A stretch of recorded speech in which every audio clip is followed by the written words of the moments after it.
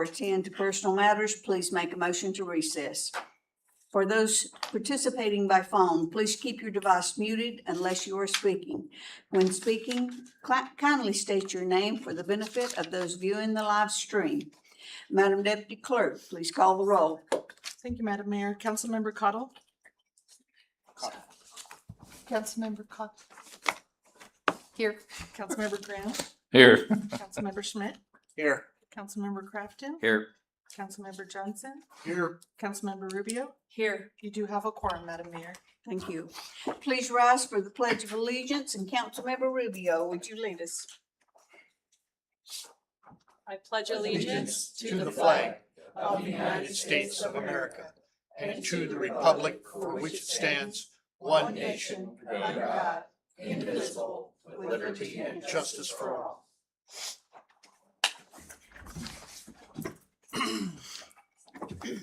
The next item of business is approval of the agenda. Are there any changes to the agenda? Hearing none, the agenda is approved as presented by unanimous consent. We are now at persons to be heard. It's a time for members of the public to share their views with the council. Please note that this is not a question and answer period. Speakers may be referred to administration and items raised may be taken under advisement. Please come forward and begin by stating your first and last name, and if you are a city resident. Comments are limited to 3 minutes per person. The first one is Jessee Griffiths.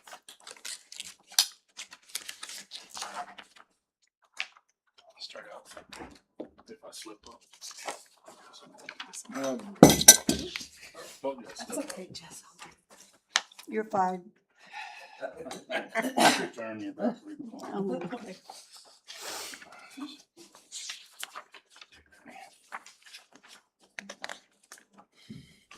That's right. Thank you.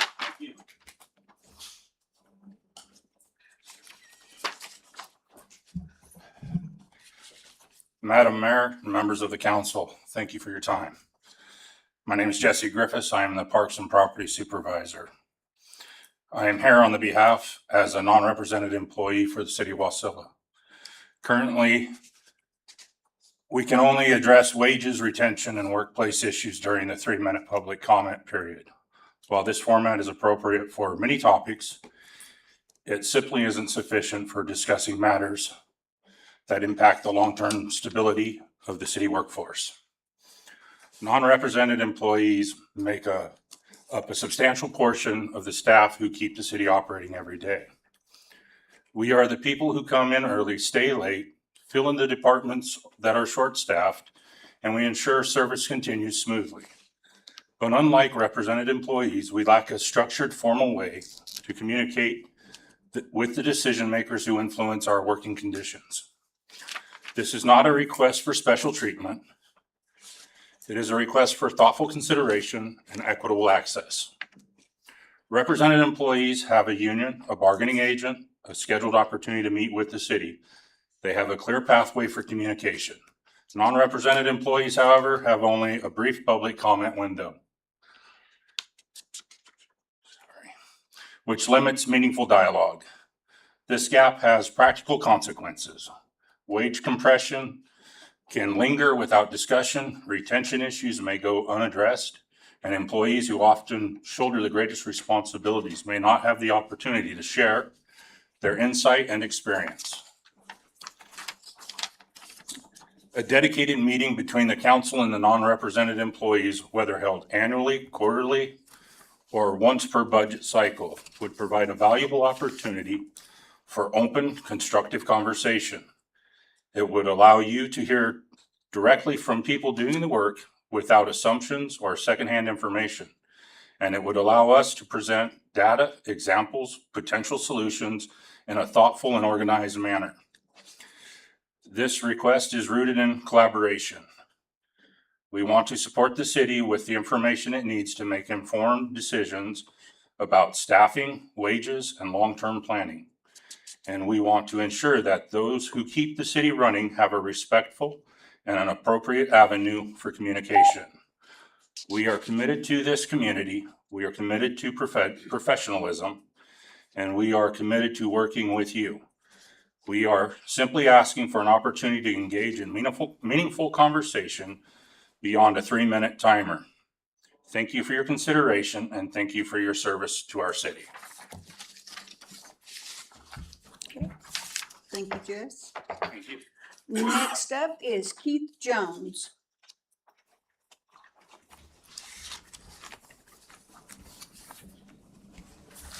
Good evening, council members, Mayor. My name is Keith Jones. I am your roads and airport maintenance supervisor. I am not a city resident.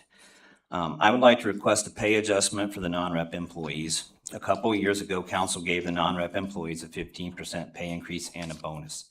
I am very thankful for that. The biggest reason we fought for the increase was that the 302's wage scale had outpaced the non-rep pay scale by so much. That raise put us back on par with our union counterparts.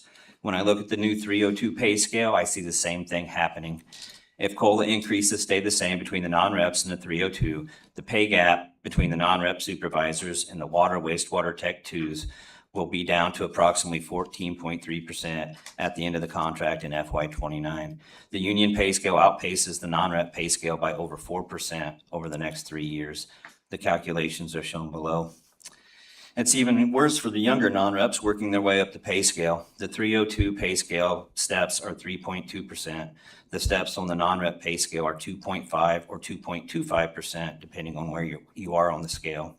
For the example below, I used the IT specialist at step 7, $34.09 per hour on the non-rep pay scale, and a union tech 1, $34.33 an hour on the union pay scale. This year, the Union Tech 1 increases $3 per hour for FY27. The non-rep increases $1.45 per hour for FY27. The union increase this year doubles the non-rep compared for a job that pays relatively the same amount. That's over $6,000 per year for the union employee compared to $3,000 for the non-rep.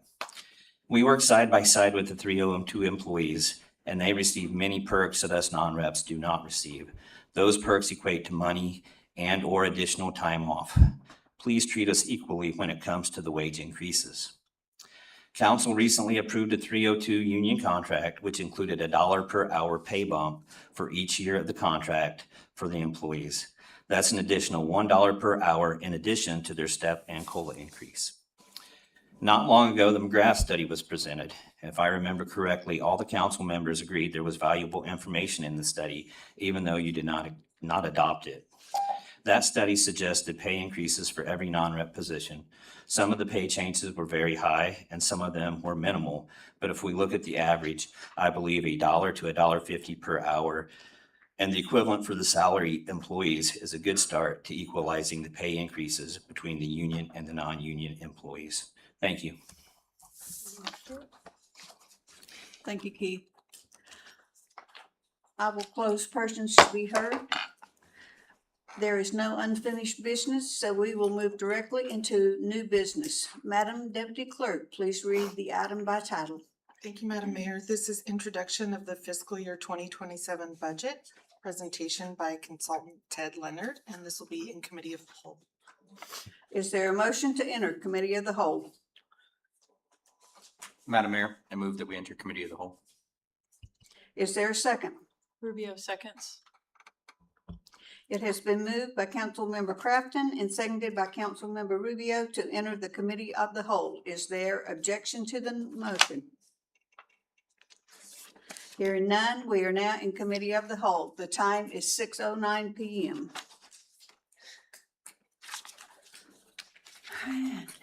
Ted, you're up.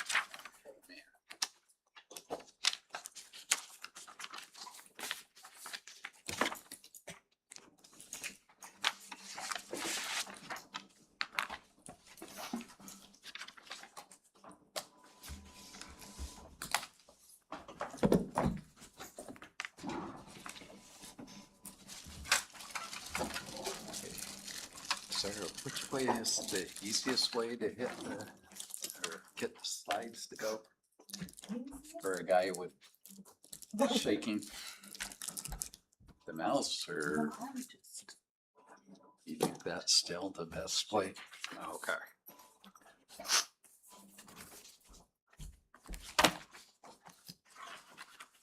Oh, yes. Council, I appreciate the chance to come tonight, and we are doing a little of a different type of presentation than we have in the past. Usually the finance director does a quick introduction of the budget during the department heads presentations. So, and I looked at the last one and it was about 10 pages. So I apologize for the PowerPoint poisoning that you're probably going to get through this with as many pages as we have, but hopefully I'll be able to skim through the tables and really let you see the trends. Our whole goal here is to have a very transparent process in which you can see where we've been, where we're going, and administration realizes this is a transition budget between a new administration and the old administration. And we're hoping that, I believe that the department heads really listened as we were going through the revenue projections. And of course, now that we're in a war, who knows what inflation's going to be. And I have talked to a couple of council members stating that there may have to be a mid-year review between the new administration and the council as we go through the year, because right now, as we stated in the budget document, that we are not coming forward with any adjustments for the rate increases or the salary increases for 302 and 341. And we're asking the departments to see how they can work that through with the budgets that they're going to have. And if they can't, that we could have a mid-year review next year. And hopefully, as we go through this, you'll see that I know that there were concerns with the council in the past about where we had extra funds and salaries, and that we believe that we've come up with a way to take care of that. So they're not having funds that are just rolling through the year. So again, we hope this budget that we're presenting provides the council with a fiscally responsible budget that meets the goals that the council has had in being fiscally conservative and still meet the needs of the community. So I'll go through that. And again, you'll see the same thing in the CIP budget, that the CIP budget is pared down. And as we go through that, we had 3 different type of measurements. 1 was life safety, 2 was critical infrastructure, and 3 was expanding infrastructure. So we'll show you what the fund balance is right now after last year's intensive CIP investments and budgets, and the funding that you have to look at other CIP projects if you want to. And again, our whole goal is transparency, and please feel free to ask any questions during the process or through the presentation. And I believe, is it the 27th or 28th, that the department heads will give their presentations. And they do know their budgets much better than I do and can go through the justifications for the expenditures and personnel. But there's 2 days, and I know that Jamie sent it out. I just don't have it in front of me. Next meeting is May 27th at 5. Okay, and then June 1st is the second one. So anyway, thank you, council, again, for willing to take this extra time to have an extra meeting to go through the overview of the budget. And if you start falling asleep with all the PowerPoints, you can tell me to move ahead a little quicker. Because I know there is one council member that has a young child and probably doesn't get much sleep anyway. So I appreciate the time that you're allowing me to have here. So the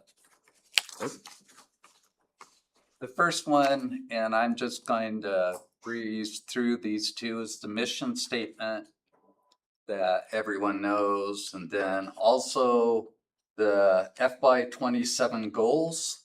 And as the council or as the department heads go through their budgets, they will be stating of how their budgets support the goals that you passed in February. So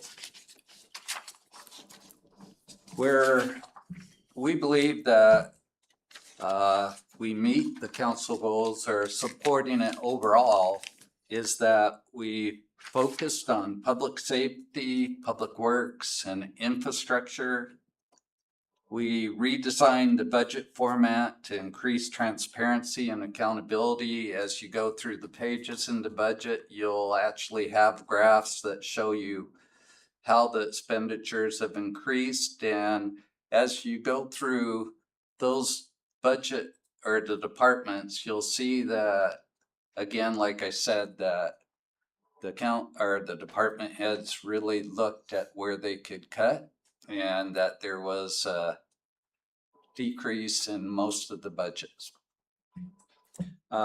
We did a complete financial analysis of the water and sewer utilities and had a previous finance director that worked with Eric going through those and seeing where we could make operational reductions. Redesigned the CIP process to hold more accountability.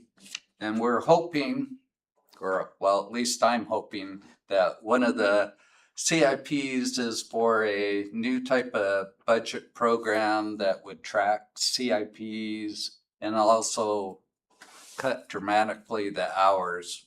Right now, again, as you've gone through the 402-page book, they're all Word documents and actually spreadsheets that the staff had to fill in. So we're hoping to get a program that you start on one end and design it, and then if you make any, council makes any changes, it'll go through the whole document and change everything. Plus it has AI, which I'm too old to understand how that really works, but it's supposed to be a good product.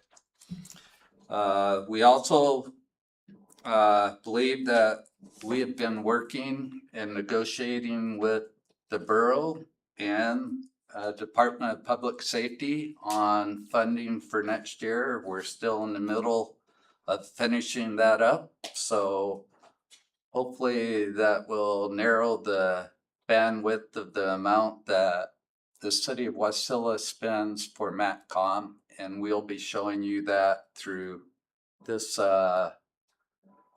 overview, and then Lori will be discussing it more as she goes through her budget in the next, I believe, on the 27th.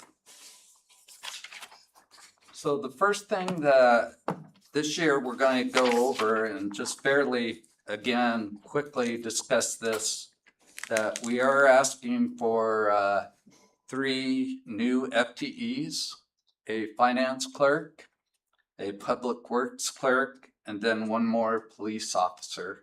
Again, I'm not here today to go through those, but just to let you see what we believe that we need. For example, on the sales tax or the finance clerk, we haven't had a new one in 10 years. And of course, the sales tax volume has doubled since that time. And we do believe that this new, our new ERP will help, but there are still a lot of high volume and then succession planning. So, but again, Jackie will be going over that on the 27th to let you see that. One of the other things that we are doing with personnel that has cut the salaries and also helping us to reduce, we hope at the end of the year, the amount of money that's still left over, is that we do have a vacancy factor included in departments that have a high turnover or high volume. The police department, we put in a 5% vacancy factor. MATCOM has a 10.5% vacancy factor. Water and Sewer Administration, 18%, because we haven't filled that one position for shadowing the supervisor, and planning at 18% because we do not believe that we'll be able to replace the planner until at least mid-year. So, and again, a vacancy factor just means that we reduce their salary and benefits by that percentage.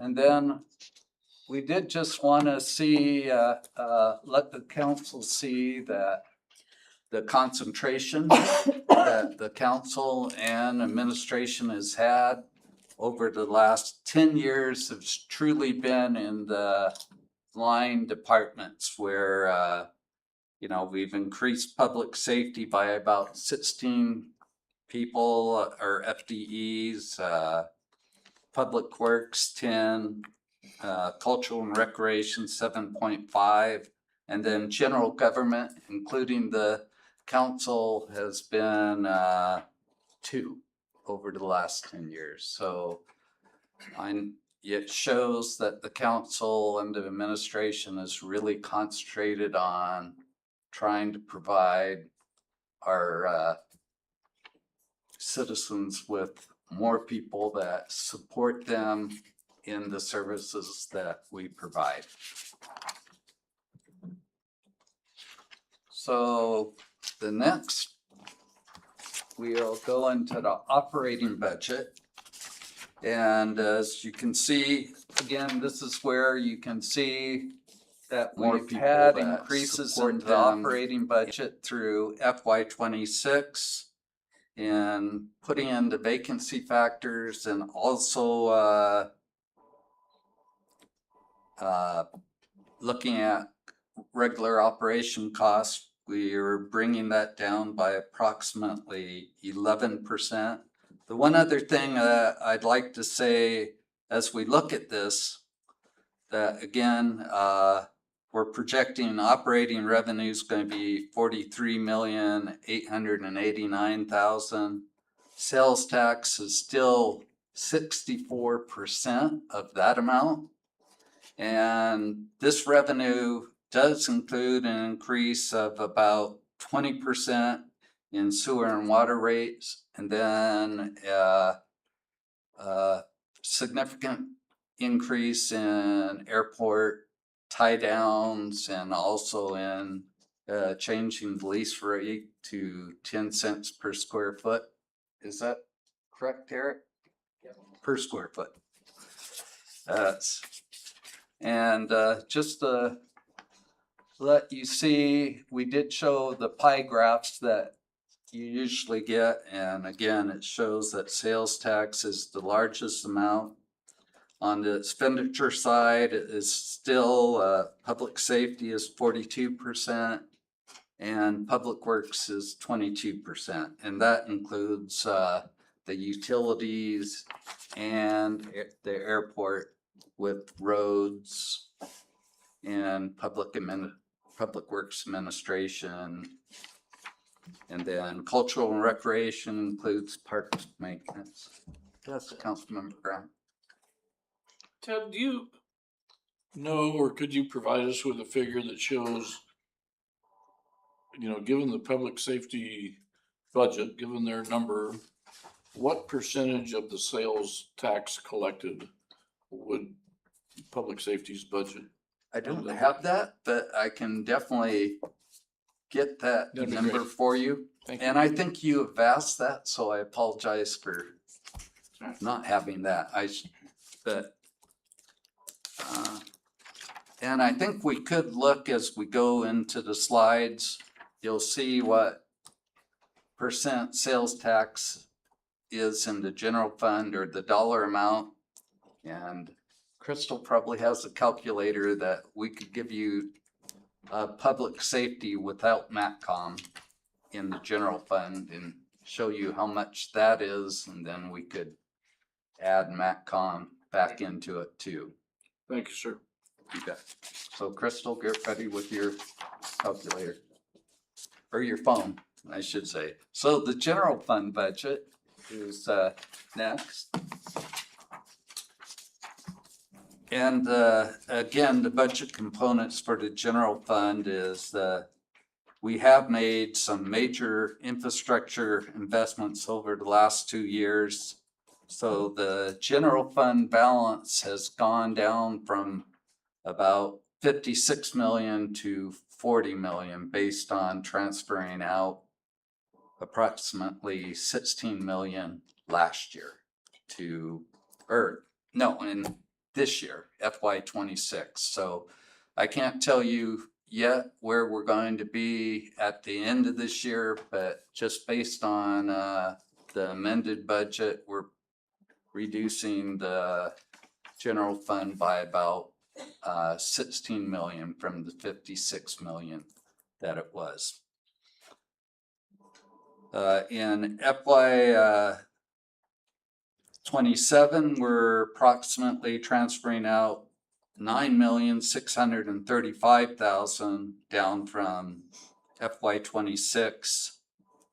And we would have had a balanced budget, which not including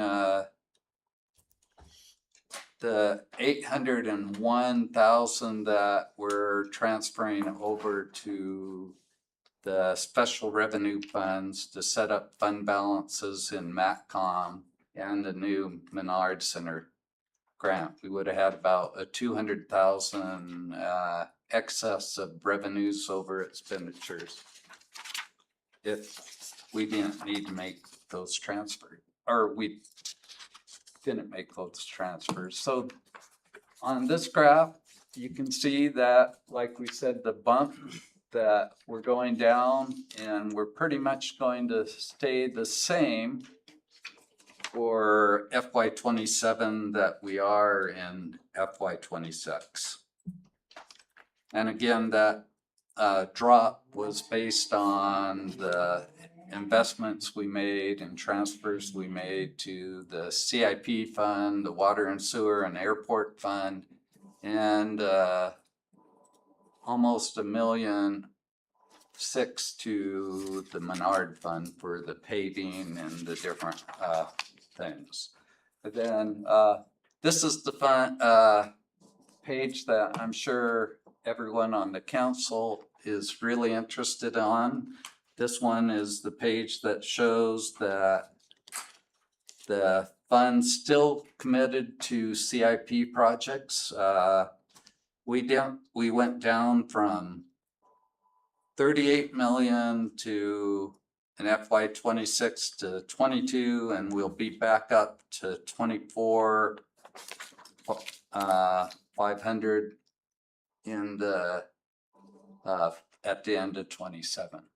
So again, what I'd like to talk about or give, is the policy decision. In the past, we ranged about 7 to 8 million in the committed funds. And then, of course, when we had the pandemic and the government paid for our public safety and the money they gave us, that it jumped up in 21, 22, 23.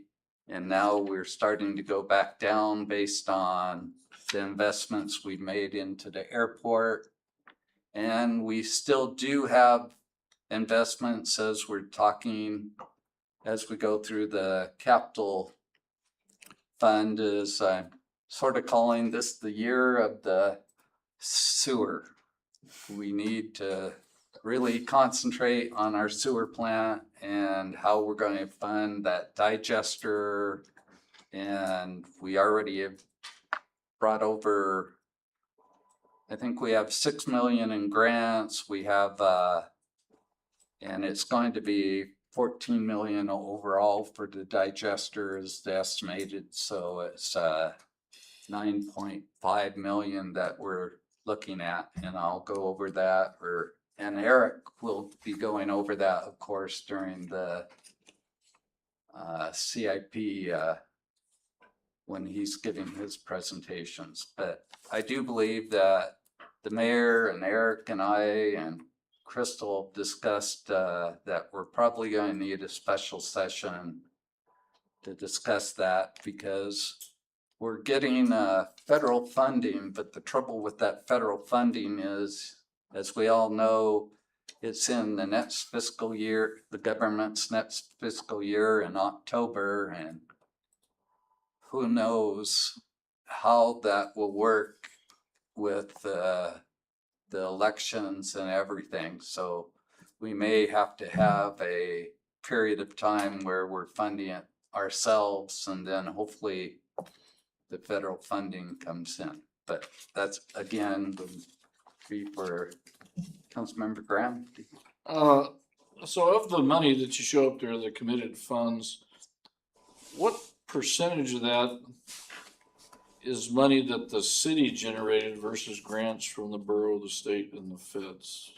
Would we be at 80%, 75%? Where do you? I would think it's pretty much half and half, but again, you'd have to go back each year and. Right, I'm just saying. But I think it's city funds, because when the federal government paid all of our police funds, it was like 10 to, and the chief's not here, but in that period of time, if you remember, they paid for all public safety for almost 2 years. So then our sales tax was, placed into the general fund balance. But I could go back and look and see what happened. Looking for a specific, I'm just But thinking. yeah, a forward, majority of because our, since yeah. COVID, funding has and changed, and yeah. I'm just curious, how much are we generating versus how much is being, and I'd say given to us, how much Right. have we earned through our outstanding? And as we go forward, we definitely, as sales tax, like we talked about, have flattened out. We're not going to be growing this anymore. This will be going down to whatever level the council believes it should be, and priorities that the council has.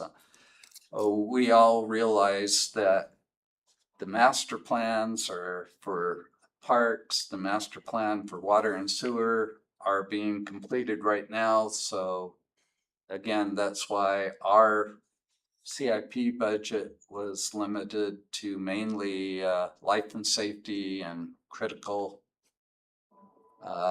operations while we wait for the master plans to get done so the council can see where, if they want to utilize more of these funds and how to invest those funds. But yeah, we were able to put away a lot of sales tax monies because the federal government was funding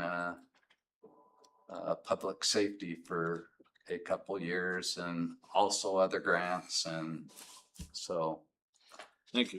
you can see definitely the years where it shot up from before. And the buying habits for a couple years where everyone was staying home and ordering helped us out too. We generated a sales tax during that period of high prices when I won't say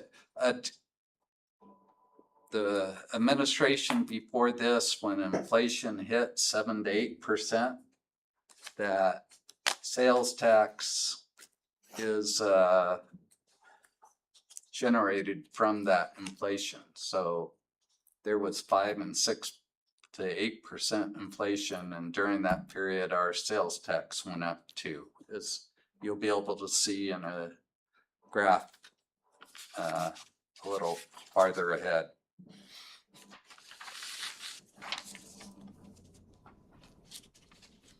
And oops, let's see, hit that. And this is just the general fund versus expenditures and transfers.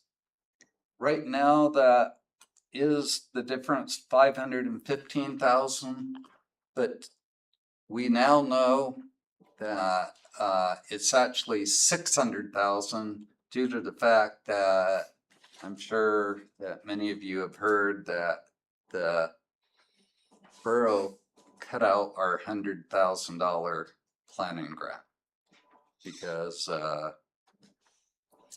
they did.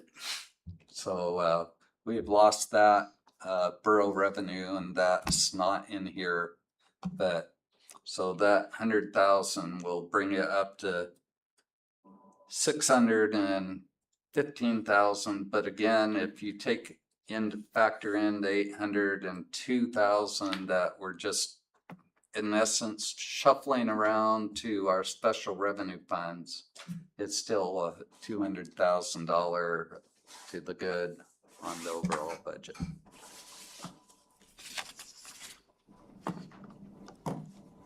And this is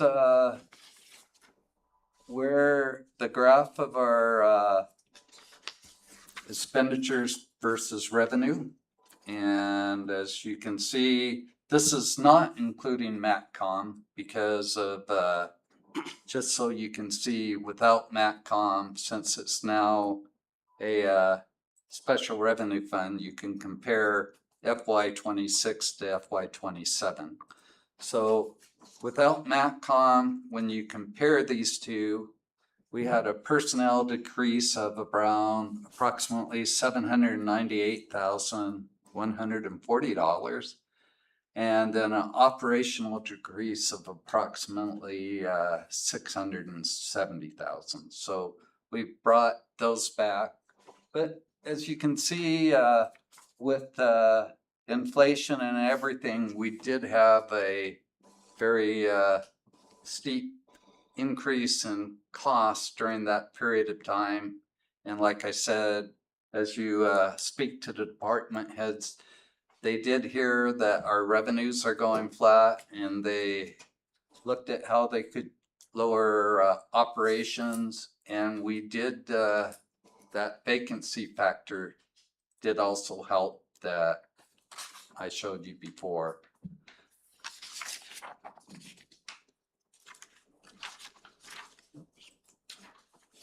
So general fund, as you can see, that we have had a increase in total revenue if you don't include dispatch, but taxes are still going up. McKinley will be presenting to us in in June. And they're stating that they still believe that we will have a 3.6% increase yearly based on the model as it is now. With the war and everything, that model may be changing as we're speaking right now. And then another thing that we have to be cognizant of is that if the borough puts in a 6.3% sales tax, and then you add our 2.5% on top of that, we're getting into the inelastic portion of that curve where buyers will change their buying habits and go into Anchorage. There's a McKinley report that I saw from the borough that said that the city of Wasilla could lose up to 150 million in sales, which could be around 3 million in taxes. Again, most of the cities are very nervous about what's going on the borough side, and I believe their next hearing is June 15th. And anyway, that high of a sales tax would affect our sales and our businesses.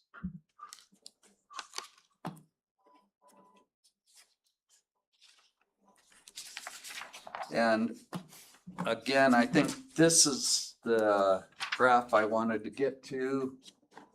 Again, we're showing that sales tax for the city, for the general fund, is around 85%.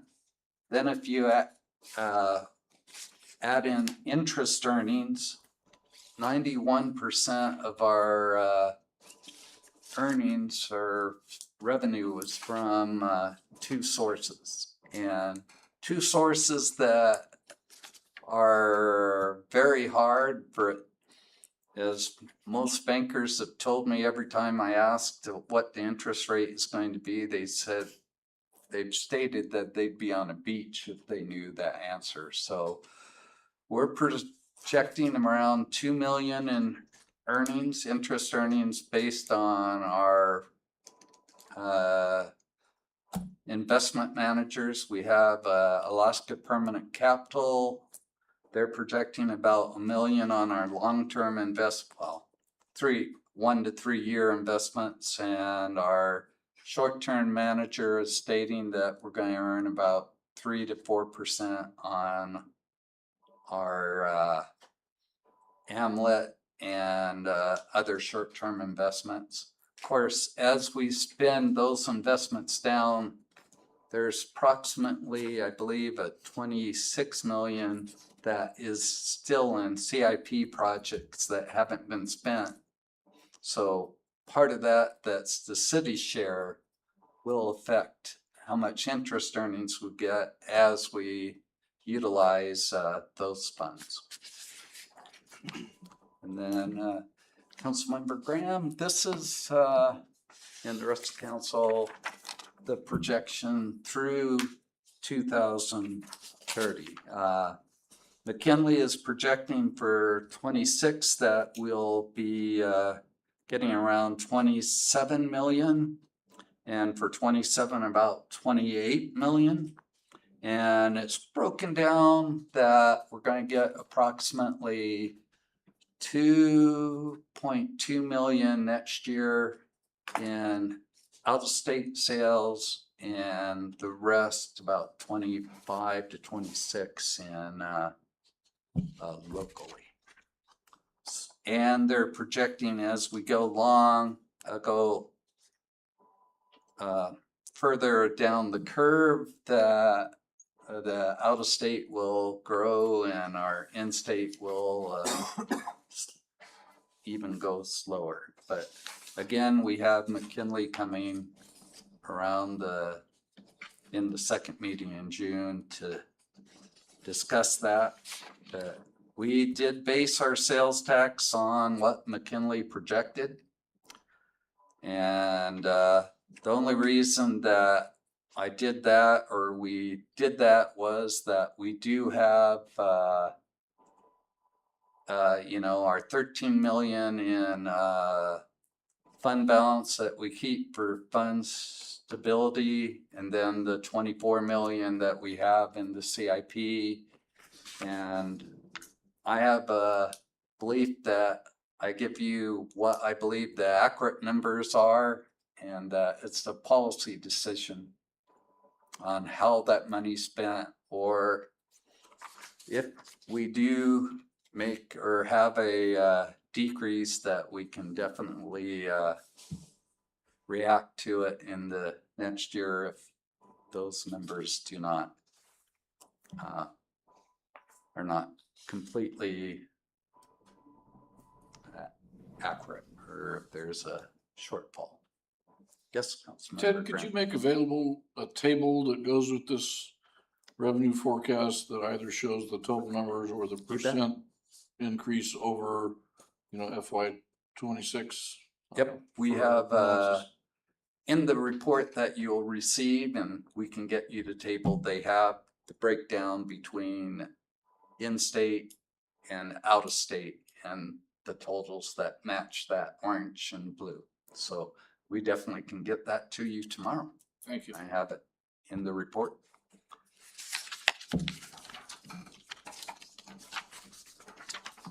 And this is the table for general fund revenues versus expenditures. Again, we're having approximately a 6% reduction in personnel and operating expenditures over in FY 27 compared to FY 26. And really quickly, this gives you a picture of how they're broken out. Personnel is still 49 to 50%. Operations is 6.6 million, and we still do have a very healthy transfer to our CIPs and to our utility funds that most cities do not have this type of picture. And this is just another sort of picture of it that shows how public safety is 8 million. So Crystal, you could get your calculator out. Let's see what, just let's see, taxes. I can tell you, 28 million are the taxes, and public safety is 8,639,000. So could you do that division?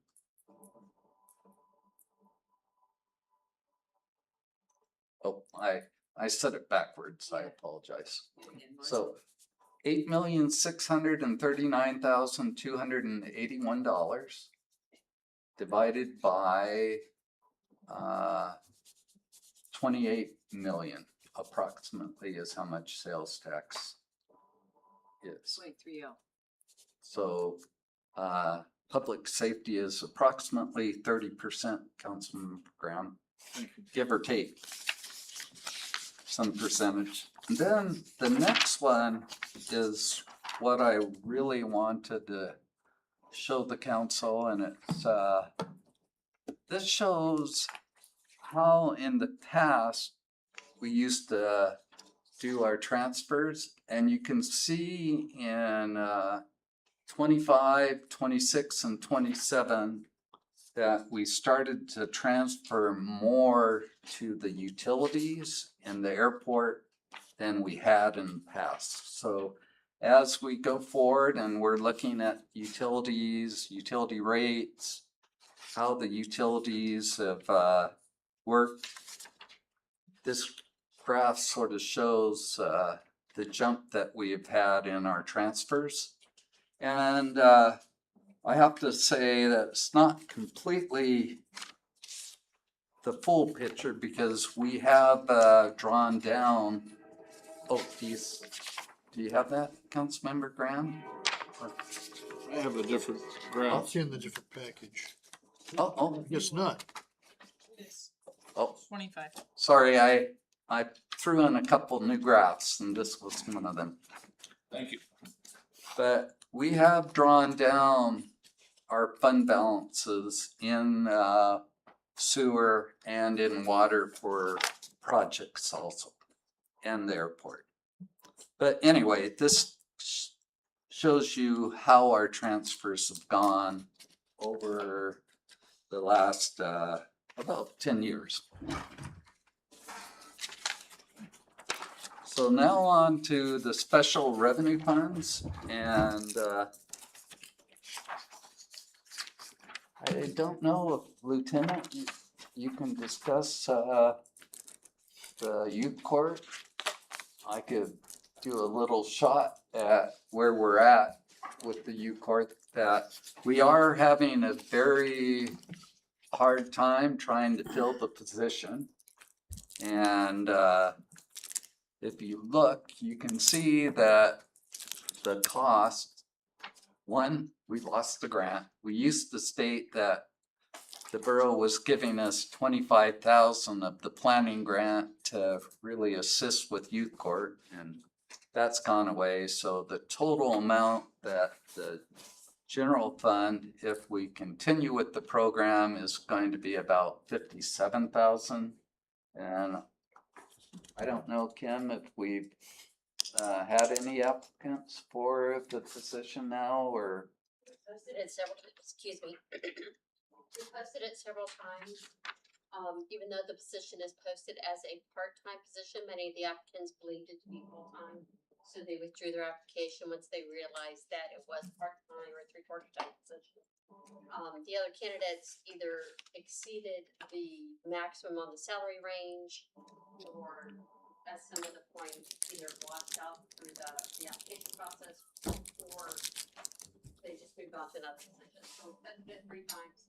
We've not been able to get any candidates to this point. So Chief is evaluating the program. There was a meeting last Thursday with Alder and Borough to discuss the youth program, as well as some other topics. And I'm waiting for back to Chief when he returns. It's potentially going to program like the Palmer because they do hold the grant for the position. So it just depends on what comes out of those discussions. And they were also, I believe, going to talk to the federal government and see if there's a different way that we could use that monies to assist youth in the borough too. So anyway, that program is sort of in flux right now, and I just wanted to let everyone know that the chief is working on it with I'm sure the lieutenant, and we'll be bringing more information forward to you as we find out more information. Then the next fund is, of course, the MATCOM fund. And again, that also, we are in the process of working with DPS and the borough for more funding for the E911 part. And as you can see, that it has gone up for the last 3 years of how much we are paying, but we are now in the process of negotiating with DPS. There's an amendment in the governor's budget that has made it through to give more funds to both Kenai and Wasilla. So we're waiting for our contract proposal to come back from DPS.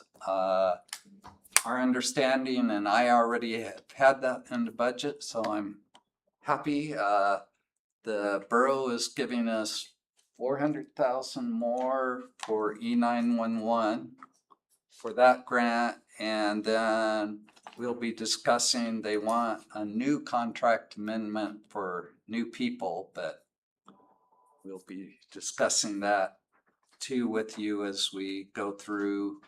And as the mayor has said, that we're looking at how this can be more of a regional center that everyone has more voice in and also more ownership in, instead of just being contracts.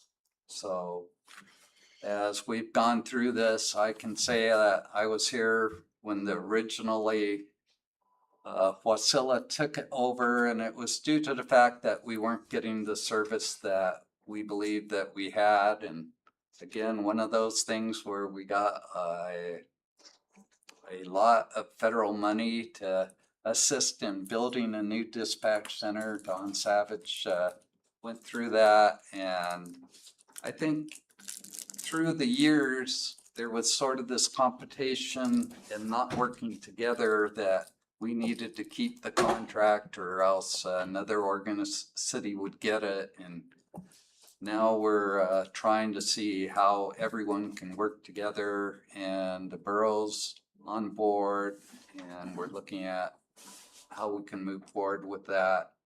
Whereas that, as you could see, that graph won't be going the way it did. Again, based on the fact that we have the vacancy factor with dispatch, I mean, that's our most challenging department with keeping employees.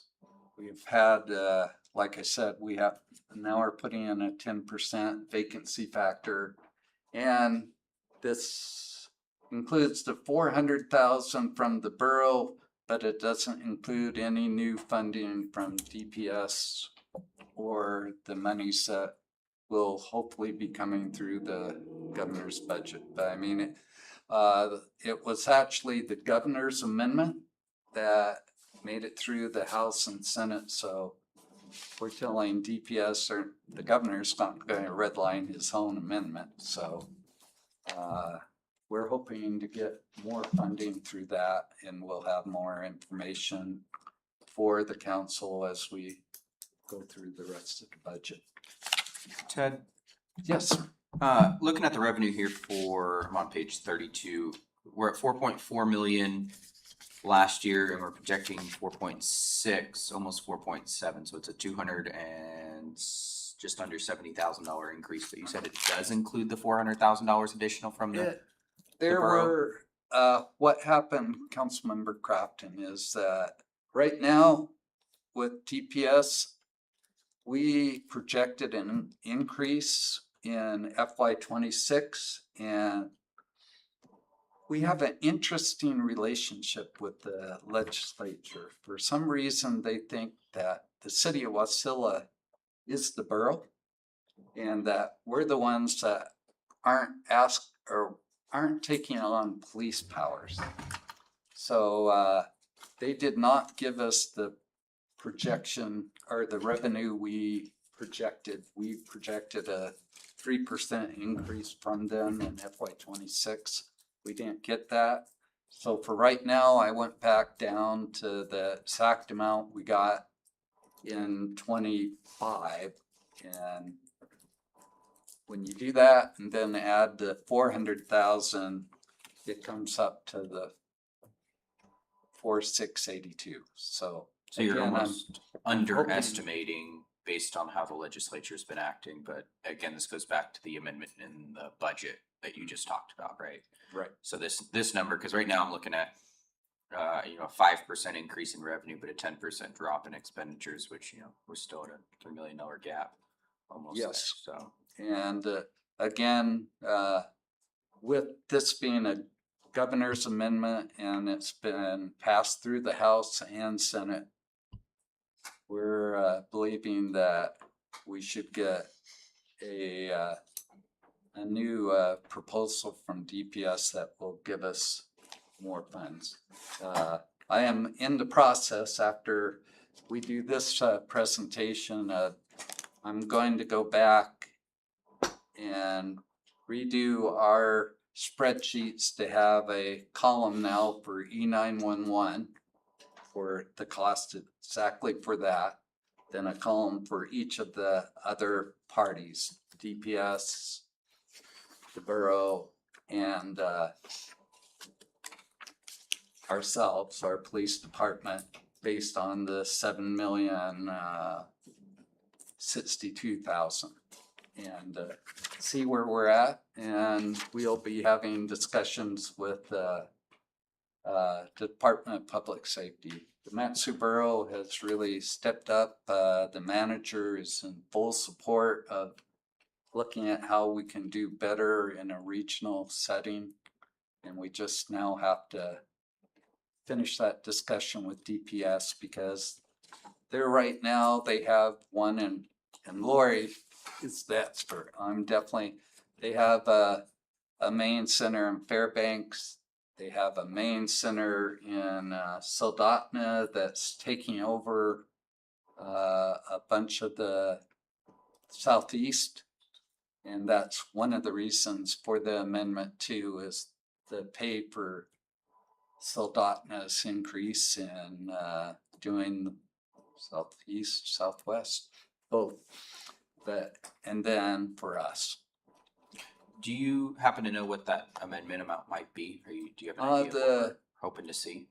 Crystal said was it 750? 750,000. Oh, I thought Additional. 900, 750, but we do not know correct right now until we get the DPS proposal, how much. It doesn't really state how much was for the city of Wasilla versus Soldotna. So we will be keeping everyone.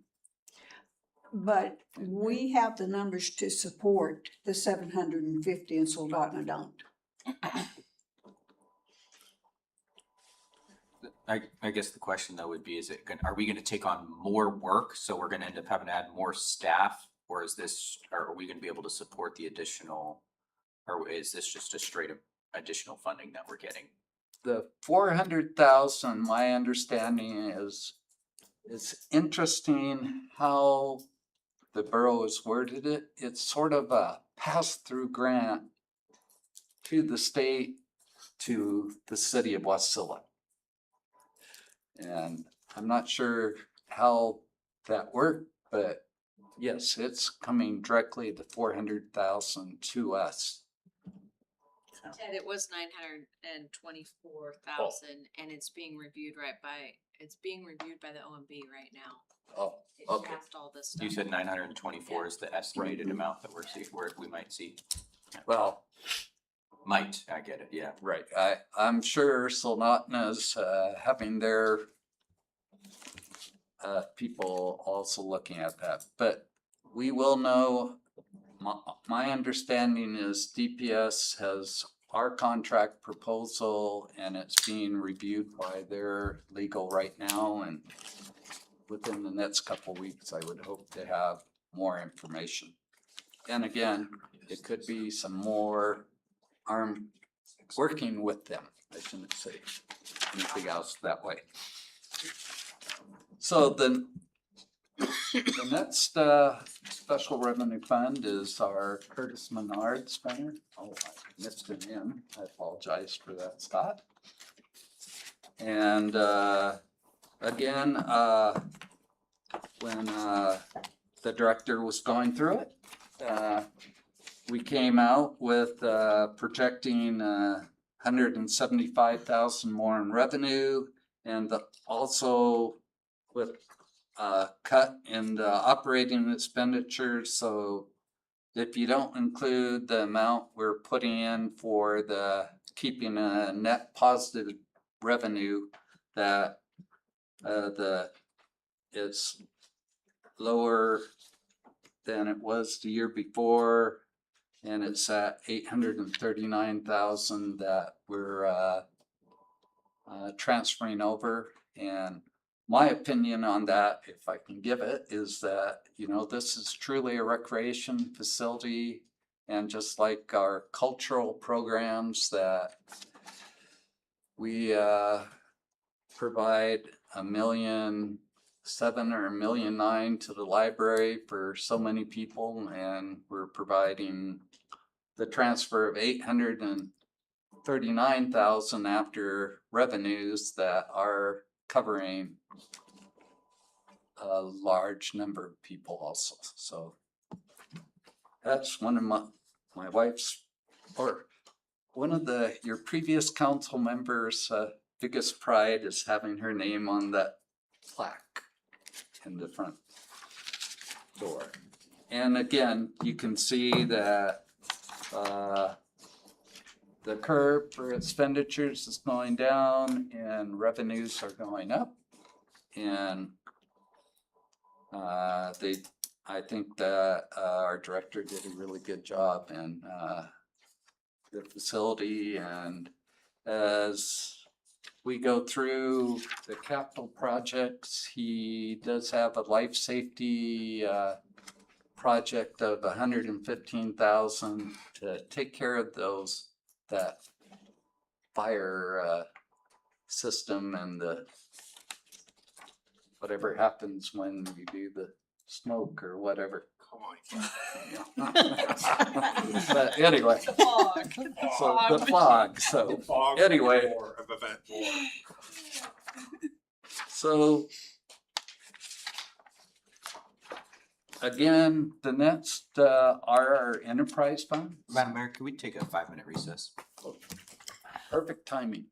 Okay, we will, it's 7:06. We will be back at 7:11.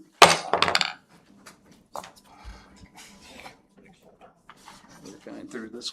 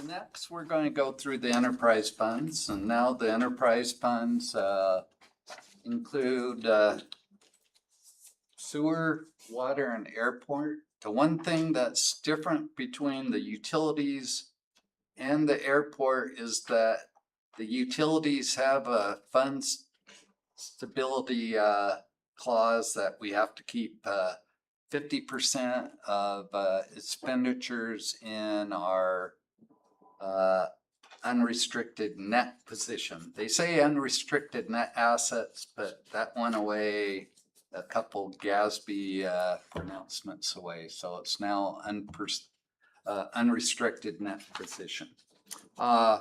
Again, we're projecting a 20% increase in operational revenue for the sewer utility and the water utility. And Eric has stated that would be about $109 per year for the two utilities, or each utility Per month. per month. Yeah. Yeah, per month for both utilities. For both utilities, 109 more. Okay. Through the mayor, so it's just under $100 right now when you add water and sewer for a regular home user that doesn't use more than 5,000 gallons. So it's billed for less than 5,000 gallons of water, billed for less than 5,000 gallons of sewer. If it went up by 20% on the sewer side and 5% on the water side, which is what we're looking at right now, it'd be a little over $109 a month. So around $110 a month for water and sewer. But anyway, right now I'm projecting 20% on both sides, so it'd be a little more. So $9 more a month is what you're saying. Excuse me. So based on that, again, as we've seen, expenditures have gone up, and it's better to, you can really see it on the trend of the red is the expenditures. And again, as we went through the analysis with Eric, that we have brought that down, that Eric's working with Waterworth, with Miss Colligan, and we're projecting our operating expenditures to be about approximately 2.1 million. And what I did was show you if we didn't make any changes to revenue, where that gap would be. And if we do make the 20% is the green going up to 2.2 million. The one thing I'd like to see is that it is showing that we're closing that gap, but that gap does not include depreciation or the sewer utility supporting its own capital projects. So this is just strictly based on operations and not on the depreciation for the sewer plant. Then on the water, we did the same thing, projected a 20% increase, and I guess Eric and Waterworth are looking at a different one, but again, you can see from that the increase, and it's always been this way. Water has always, I guess, as Eric keeps saying, it's electricity bringing water up from the ground, so that's a lot cheaper. That our revenue has been higher and our expenditures have been less, and the sewer, but that has changed. As you can see, the graph has pretty much been flat for our revenue, and our expenditures are going up due to labor and other operational costs. And again, even though we will have the gap between the 2.6 and the 1.9 million, that again does not uncover depreciation, which is, I believe, 1.7 for the water. I'd have to look in my book, but, and it doesn't include doing expenditures. Now, one thing as we go forward with the water is that you'll see in our capital projects that we believe that Eric and his team came up with 2.8 million that we can transfer over from water projects to the sewer digester plant, which will bring that 9.5 down to about 6.6. And Eric would be able to go through that more as when we go through the program or the department. But anyway, again, if you did a 20%, and of course you could go down, but as Waterworth and Eric and our financial analyst is looking at it, the thing I keep reminding them of again is that, you know, we're not covering depreciation. We're covering about 50% of the depreciation if you went up 20%. So, and of course, that's the cost of using your asset. The challenge the city always will have is that mixture. A large percentage of our sewer and our water have been funded by federal grants, state grants. So as we try to look at where you're going and what type of rates you have, can you count on the same federal mix or that funding mixture for covering your depreciation? And that would be a big ask, I think, as the federal government is also going through their process, as you've seen with the amount of money they're printing right now. So again, that's something the council is going to have to really look at. The one advantage for depreciation for water and sewer is their 50-year lives. So it takes a lot of projects or capitalization of projects to really bring up that level quickly. Now, with the airport, as we go through that, it's a different process because the airport lives are 20-year assets. So the cost of depreciation goes up much quicker as you capitalize the CIPs and the airport.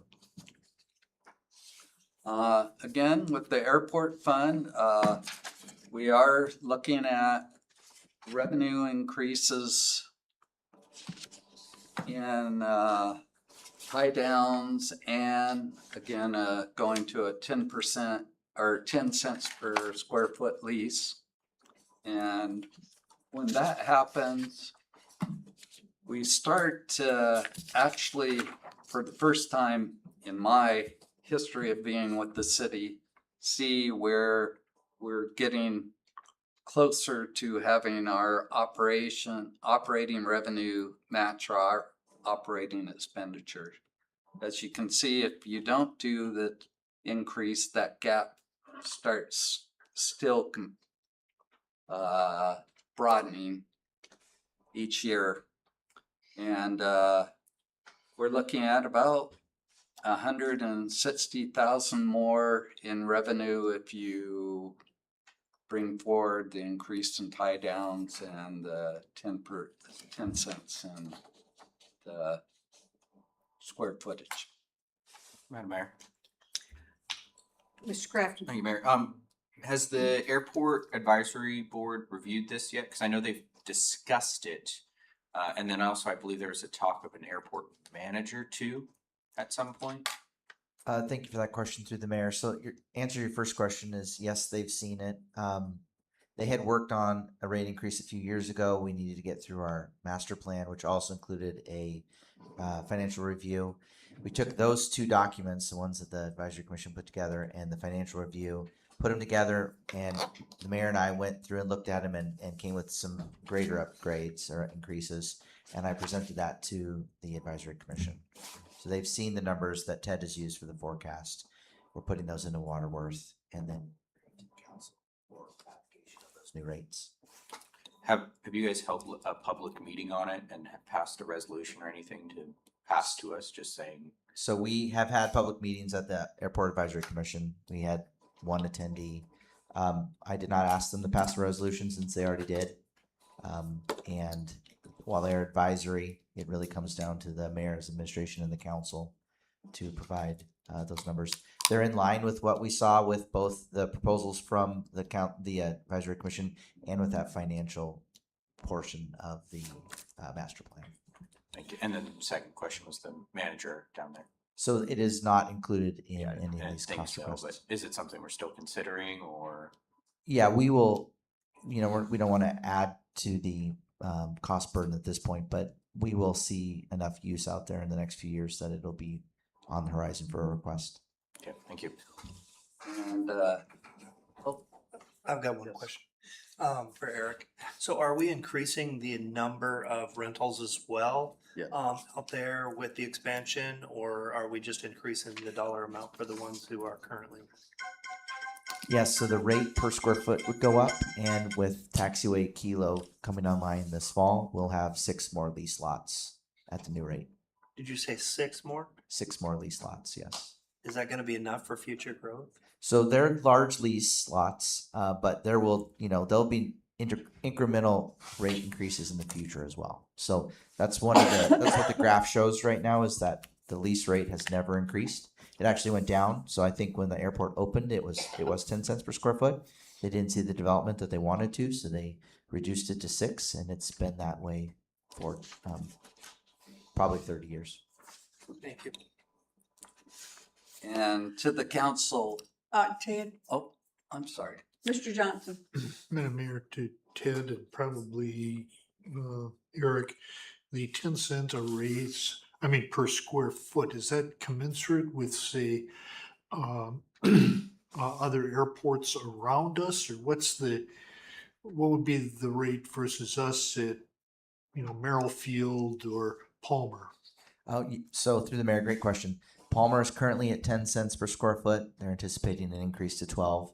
Merrill Field's at 28 cents per square foot, and they intend to increase to 32. They had postponed their rate increases. They do it every year. They postponed it during COVID, and now they intend to jump back to where they should have been if they had never postponed it for COVID. So we're still going to be considerably less than either Palmer or Merrill Field. Correct. To make us very attractive to new business. 2 reasons. One, jumping too ahead of our skis isn't a wise idea, but also, I guess I'm advocating to the council that this is not the last rate increase for the next 30 years. We need to look next year and next year. And that's one valuable thing about Waterworth, is that you will see an interactive graphing interface that shows you what decisions now mean for future revenue, future expenses. And so we can forecast into the future what it looks like for the bottom line, and those deltas that Ted is talking about with savings for fund balances that allow us to use those funds for expansion instead of using the general savings fund. And to the council, just to let everyone know that this budget is based on covering operating losses in the utilities and airports. So if you don't do the increases, then we'll have to supplement that with general fund monies to cover the gap between operating and revenue and operating expenditures. Yes, Councilmember Graham. So, do other airports, small to medium airports, do their lease numbers reflect any depreciation, or do they, like us, just eat it, so to speak? I would probably, and I do not know the answer, that would be probably maybe coming in the economic study that Ms. Nygaard is doing with the University of North Carolina, I believe. But we have never covered depreciation in the airport, definitely. And the airport's depreciation is actually higher than I believe the the water and the sewer due to the fact that they're 20-year lives instead of 50 under our depreciation schedules. And then, are there any more questions on the enterprise funds? Oh, the capital projects section. And this includes the capital project fund, the vehicle replacement fund, the technology replacement fund, the right-of-way fund, the road fund, sewer utility, water utility, airport, and I didn't put the Menard and the Menard Center. So we're looking at a total of capital projects of $15,123,948. And of course, the largest one of that is the digester at 9 million. Oops, sorry. Oh, wow. I'm sorry, council. You're gonna have to look at your pages and take off your glasses like me. But anyway, it's the largest one is 9,550,000 for the digester.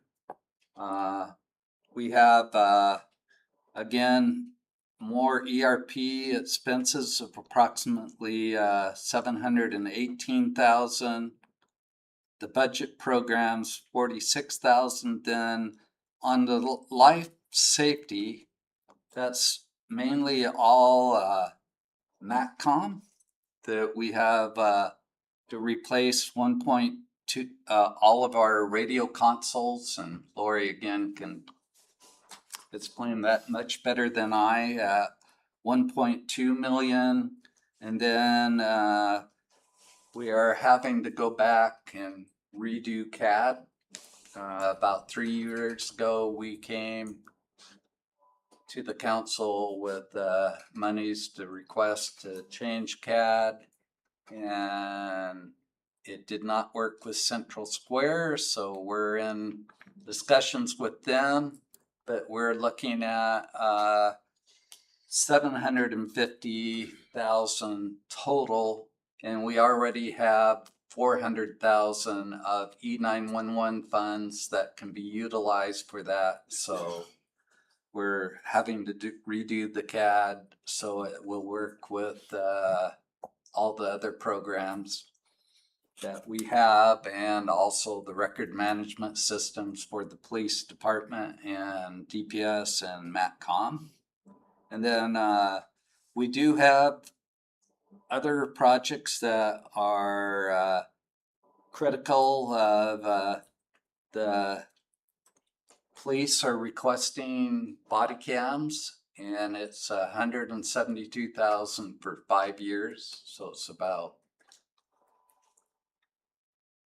I'm not going to try to do the math in my head anymore. Can't do that. But anyway, it's a 5-year project at 172,000 a year.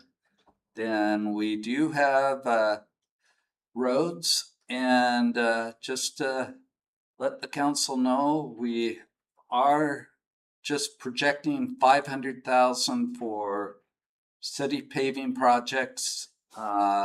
We have MPO match money of 200,000 for Eric. How much will we get for Lucille and Peck? I can't remember. Yeah, they're I believe it's 20% match for us. So Right, it's, so it's like 20% 3 million or yeah. something like that Mhm. as you go through the process. And then also we have a match of 474,000 for the Safe Street program that is covering Bogard. The borough is paying for the Bogard part, and then we're paying for Right. So other parts. it's between Bogard and the parks, and a bulk of it is funds to upgrade the tunnel so that it's usable and more user friendly. And again, the other things that we're really working on is how procurement and public works together. We still do have approximately $28 million in projects ongoing that you'll see in the budget book. Gives a breakdown of all the projects that still have monies in them through parks and for other projects. So that's in the CIP section so that you can see all of the ongoing projects and monies that you have there. And then really quickly, just to go through, the breakdown, we have 11.7 million in critical operations, which is about 77% of everything. Then 11% is life and safety. And then another 1.6 million is expanded infrastructure, which includes roads and other projects.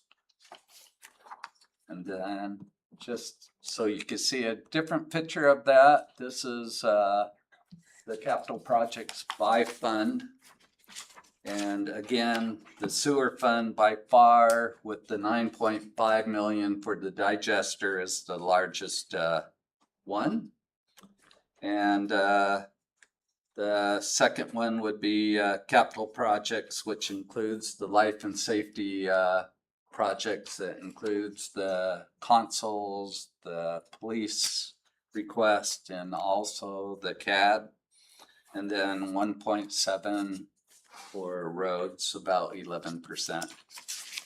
And then the last one is just by category. So, Madam Mayor, Mr. Johnson. going back to page 49 on the sewer fund again, would you refresh my poor memory here as to what we're hoping to get in federal funds for the digester? I am projecting right now 5.8 million approximately. And we already have, is it 5.6, Eric, or in federal funds right now, or state and federal funds? It was 5.7 federal funds.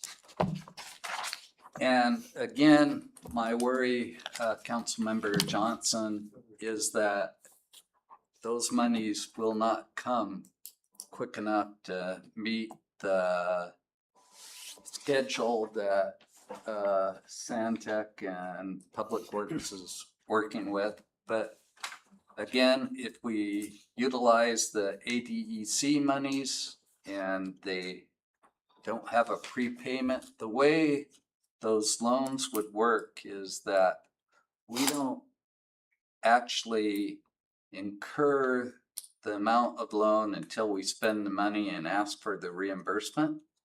So we're hoping, again, this would be having a special session to discuss this, that we wouldn't have to utilize that much of the ADEC money before the other funds come. We do get 1,100,000 or 1,200,000 in forgivable loans on those monies also.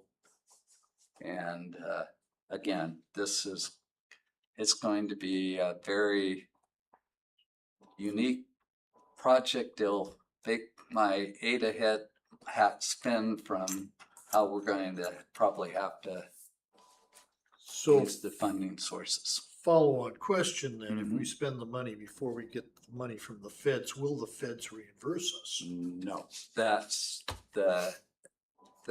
going to be the whole trick, and the timing of it is that usually if you utilize or spend the funds before the federal government awards the grant, then they will not. And that's how quickly the council wants to get this digester in place and everything. we are moving forward right now on the outfall, and that will help us. But again, as everyone has stated, we are in a unique position that we're getting to the point that we have no more capacity in our plant. And again, Eric is the expert on that, and those are the hard decisions or that we're going to have to look at during the special sessions. And I imagine Santec will have to be here to discuss that time frame. So, Madam Mayor, I'd like to hear the words from Eric about system capacity and sewer on the record. You'd like to know where we are with our capacity? Yes, you said that there's no more capacity, is that correct? That is correct. Okay, so you said that. Mhm. Okay, very good, thank you. And please don't take my No, word for that, but I know that the outfall will give us capacity in and of itself, is my understanding, but Yeah, I don't- there's not a less expensive way to add capacity. Every project after the outfall project will add capacity, will be at far greater expense. To Mr. Johnson's comment, we are, unfortunately, the outfall project is the one we have the least control over timing on, right? Because we're asking DEC to work with us on a system that's known throughout the rest of the nation. You know, Crystal talked about Pineville's system. The digester is much easier to permit because it's a built man-made system. And as Ted said, we're trying to be as strategic as we can with federal and state funds first, not wasting, not pre-spending city funds that can't be retroactively reimbursed to us. So we can work with the timing on the digesters so that we're as effective as possible with other funding sources. The outfall is something I needed last year, and DEC has been, hard to manage. We have another meeting with them in a couple weeks where we hope to reinvigorate their belief in the system so that we can get them to process the stuff we've been working on. I know several council members have attended our sewer meetings where we talk about the property acquisition to the south of the facility. To not acquire those means that there'll be more infrastructure that we have to install for the outfall process, but it's also not a game stopper. We just have to be able to show DEC how the system will work so that they will work with us on the final permitting and understand nuances to the way our system would work, since it'll be new for this area. Madam Mayor. Mr. Crafton? Thank you, Mayor. Ted, you mentioned, and if I remember correctly, we did get monies for our sewer system in the past, and this might be a question Eric has to answer.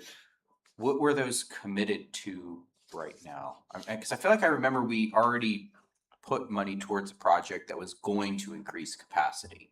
Yes, we've been working, well, this has been a project for more than 10 years. Yeah. The capacity expansion project. And then the mayor in the first term was able to get $5.7 million from the federal government for sludge management.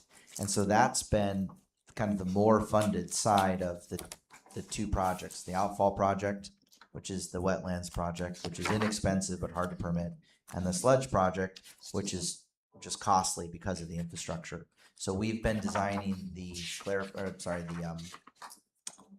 digesters, and those are large, expensive pieces of equipment, which is what Ted was talking about with the $14 million estimate to build two new 220,000 gallon each digesters, all of the blower equipment, all of the SCADA system, and then the sludge dewatering system so that we can do it year round in a less smelly way using screw presses instead of just laying it out in an open pit, basically.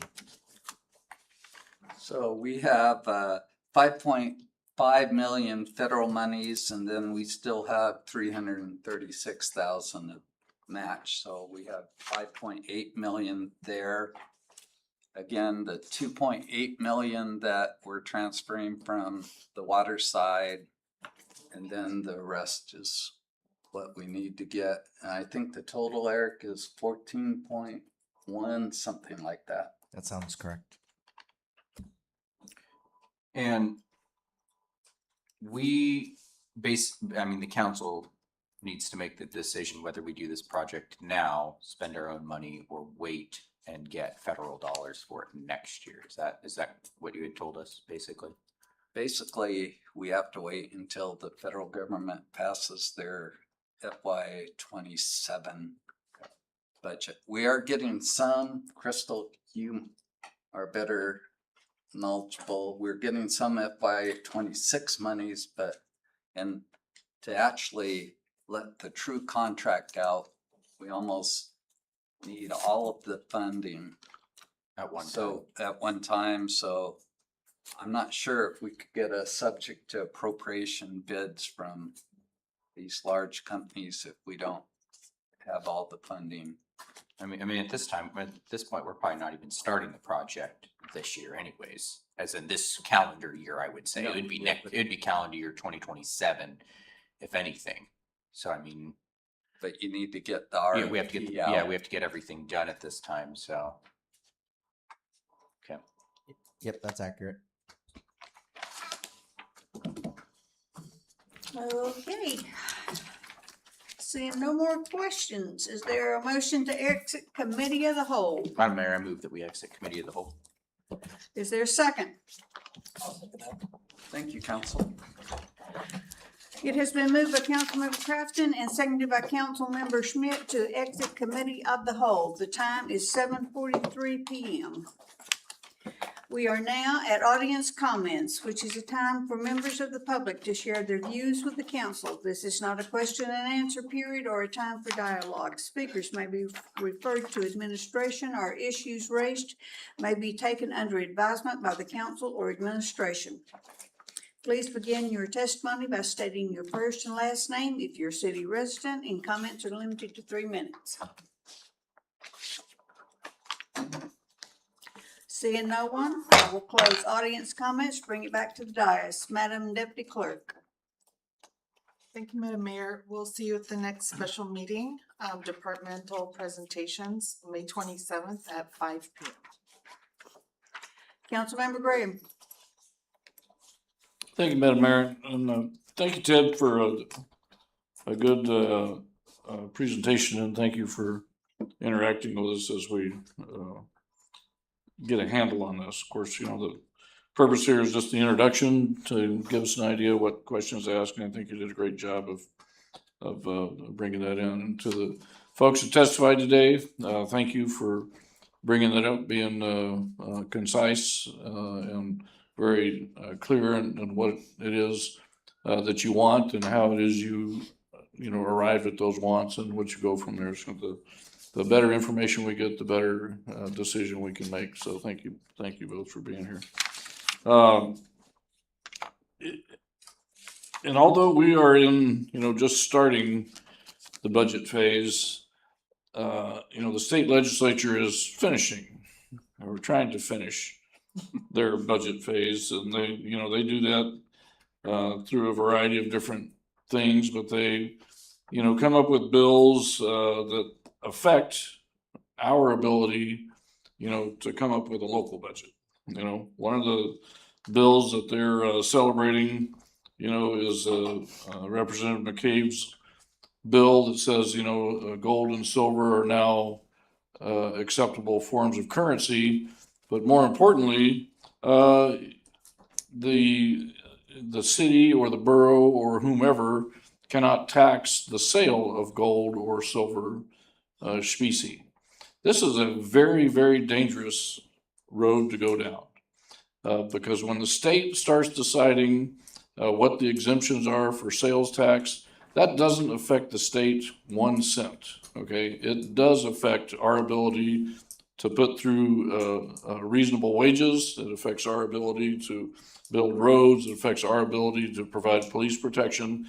And I have a lot of respect for Mr. McCabe, but that, what's going on there is not a function of the state government. That's that's a dangerous road to start, because now the state government has got this Christmas tree and they're gonna start hanging exemptions on it.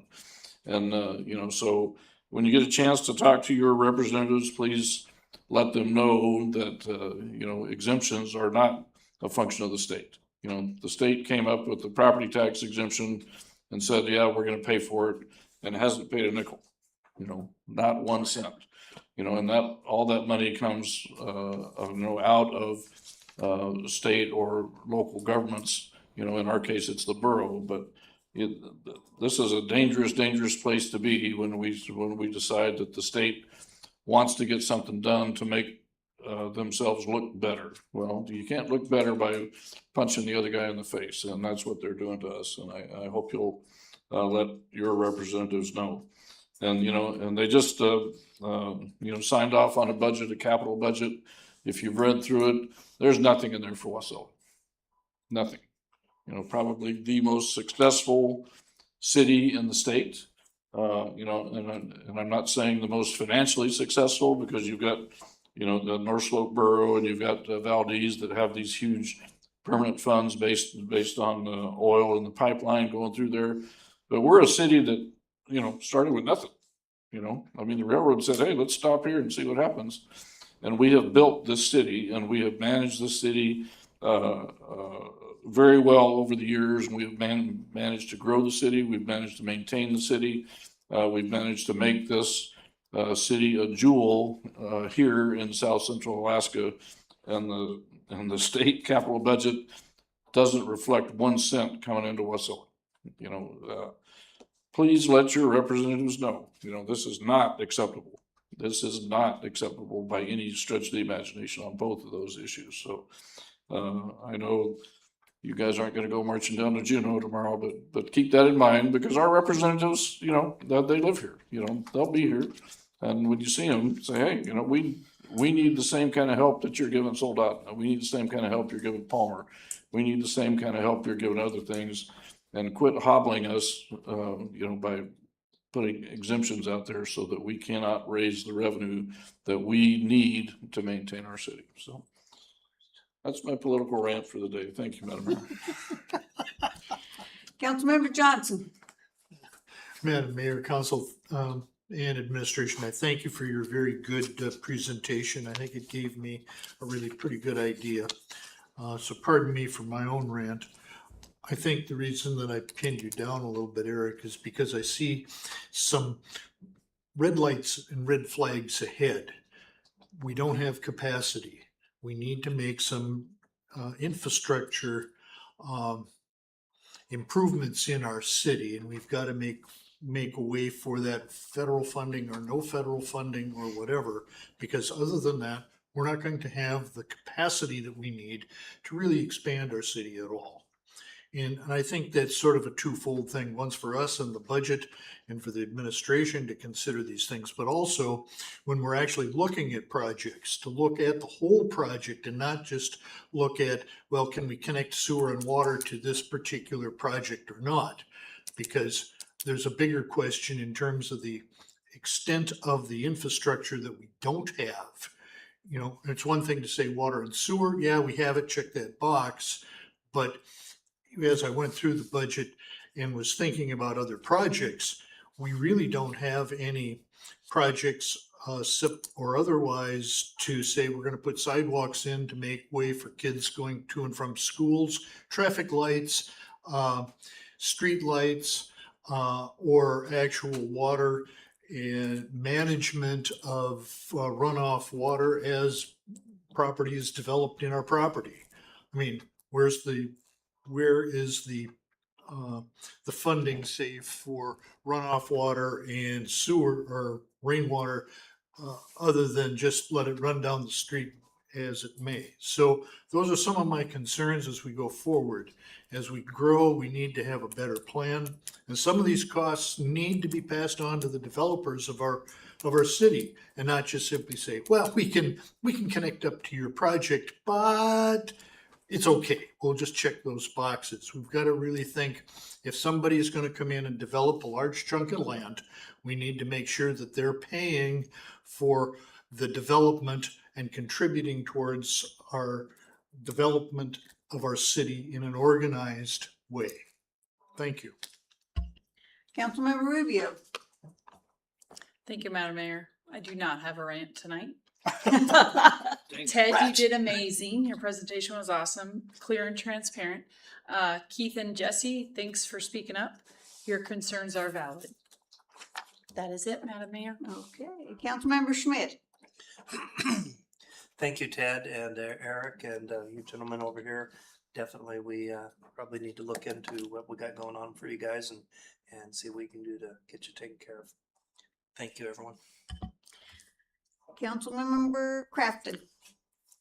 Thank you, Mayor. Thank you, gentlemen, for staying. Ted, it was really good. It definitely brought up a lot of questions, and I was wanting to ask questions, but I know this was the introductory time, and there will be time for questions later. But to me, it felt good because I feel like we were prepared a little bit more for what's to come now. We have a little bit more of a taste of what's going to happen.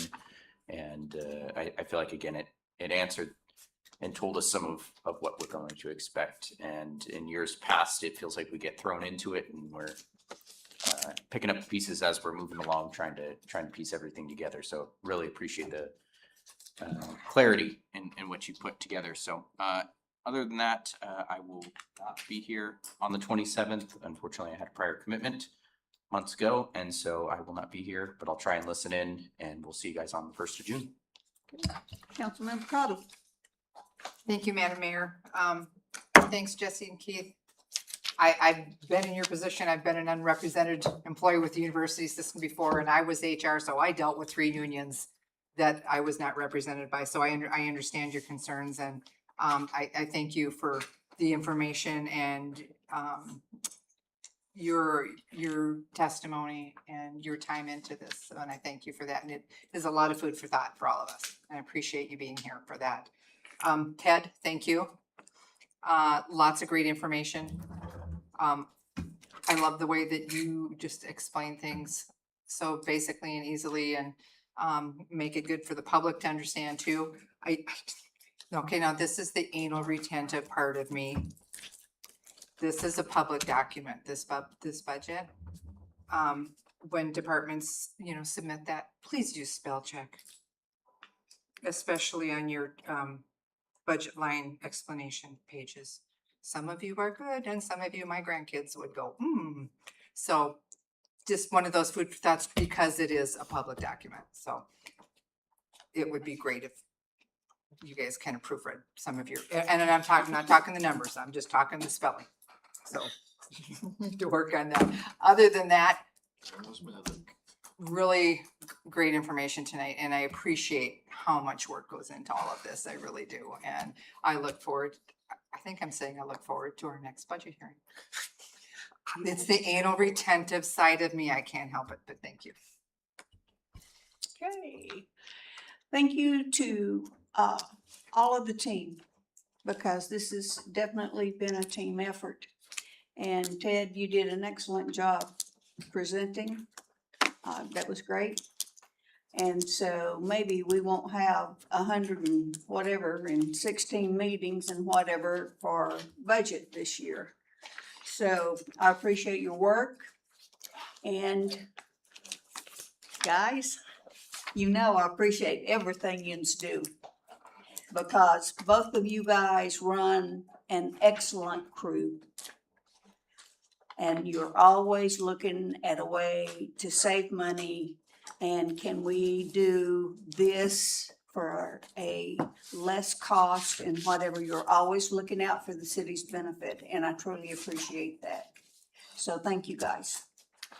With that, with no further business at hand, I am adjourning the meeting unless an objection is raised. Hearing none, the meeting is adjourned at 7:55.